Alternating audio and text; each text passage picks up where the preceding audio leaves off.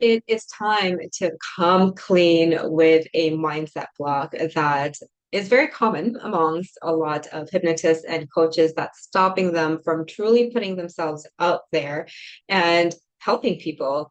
And I'm going to first put myself and throw myself under the bus here, and admit the fact that I used to have this mindset block. And this was something that was completely unconscious, because there was a lot of shame and guilt around this. And we really need to talk about this because this is more common than not.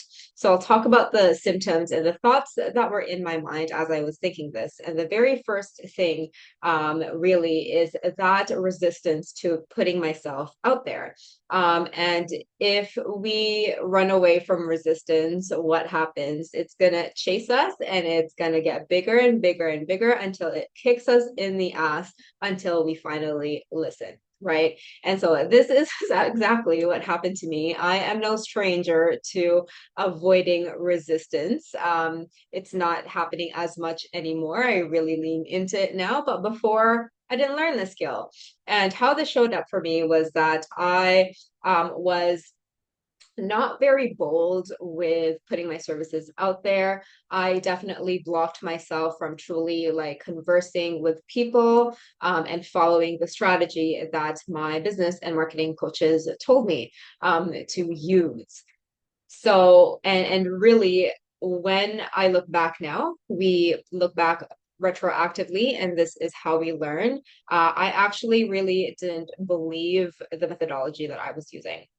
And that was the core truth to it. And this was a very difficult pill to swallow, because I had spent thousands and thousands and thousands of dollars, in that course. It was like a 10K course after finishing the 2 month payment plan. And although it was good, it got me in the door of the personal development world. The results were hit or miss. For myself personally, in my own transformations, it actually never helped me out of burnout.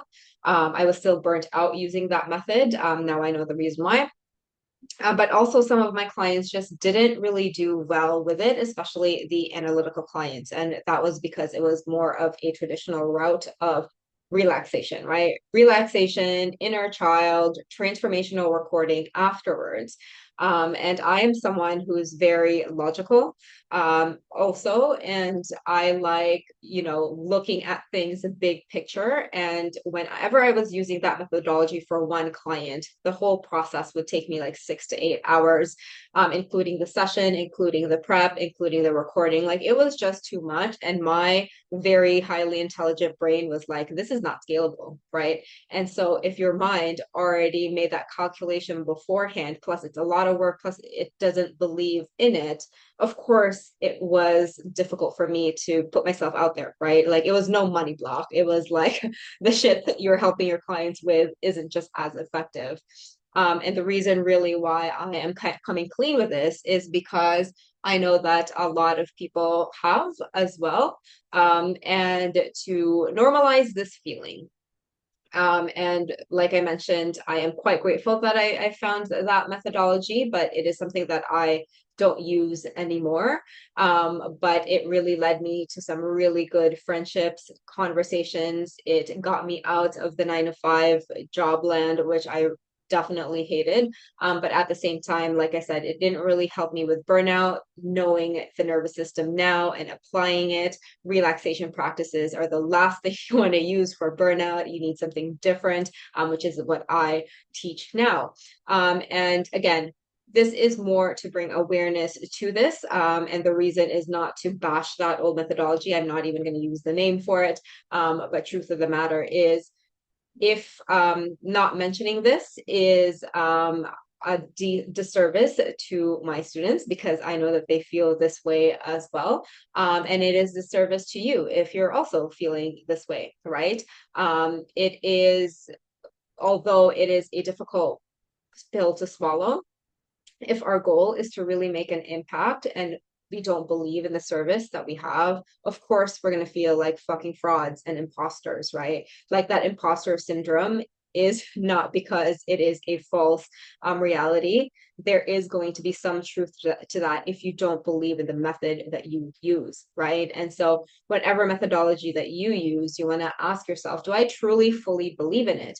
And do you need to fully believe in it in order to help others, right? Like, if you can see results, do you need to 100% believe in it? Or do you just want to trust the process and see what happens? It is really through that deep reflection and knowing what types of question to ask yourself to get to the actual real answer is really what's going to help.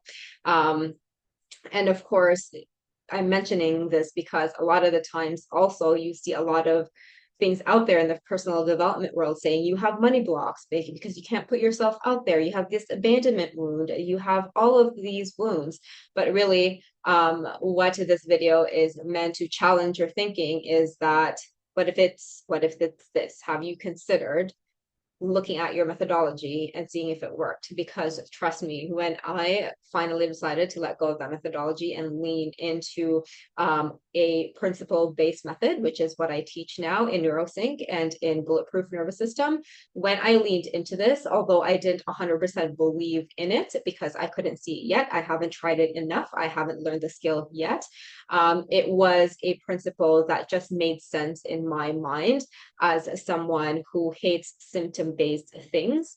I was taught in that previous methodology that if someone had weight loss issues, that it was like bad childhood trauma, which has not been really the case at all in my work. So not believing in that methodology has really stopped me from truly helping people. And so once I got clear on that, even though it was a difficult pill to swallow and it was a lot of money, time, and investment wasted, I was still able to then step out of that because being stuck in it is a choice at that point.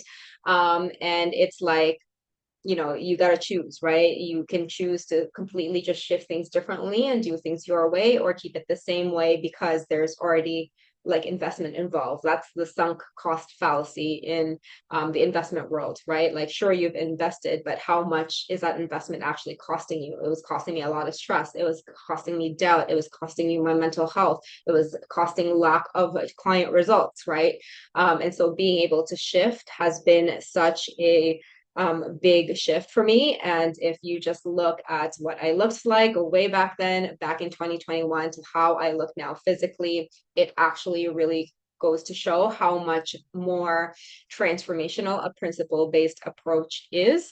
And you get to find out what works for you as a transformational specialist, right? You are someone who wants to truly make a difference and transforms lives, but it also that requires also taking a look in the mirror at yourself in the mirror and going, is this actually for my best interest? Can I just absorb the investment risk now and do something else, knowing that it will pay off over time? Because that decision and that admission way back then, 3 years ago, is exactly why my life is 10 times better now and my transformations are so much more profound. So I hope that this helps you think and reconsider things. Let me know what your thoughts are, and I'll see you around.